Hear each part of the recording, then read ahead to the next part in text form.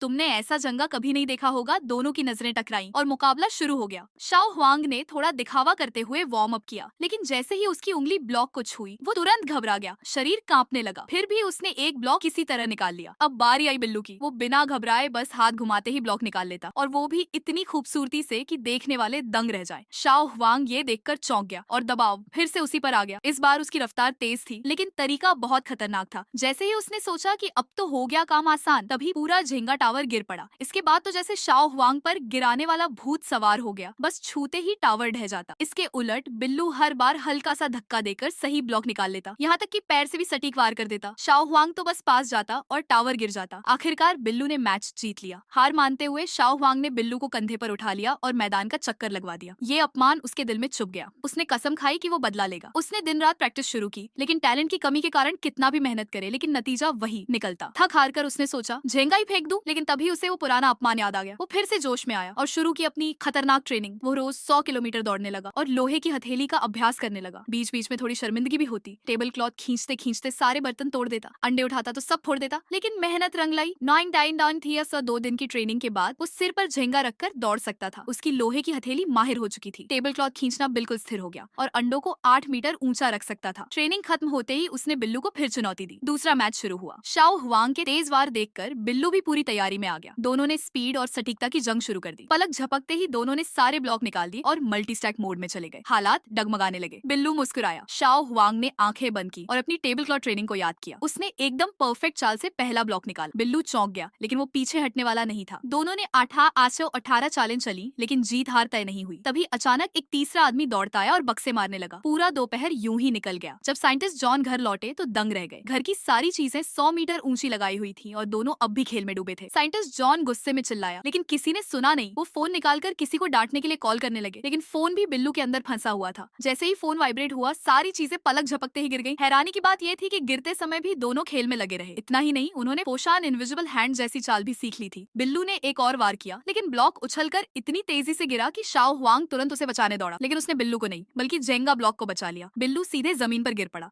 आप free fire खेलते हो या पबजी? कमेंट में जरूर बताना।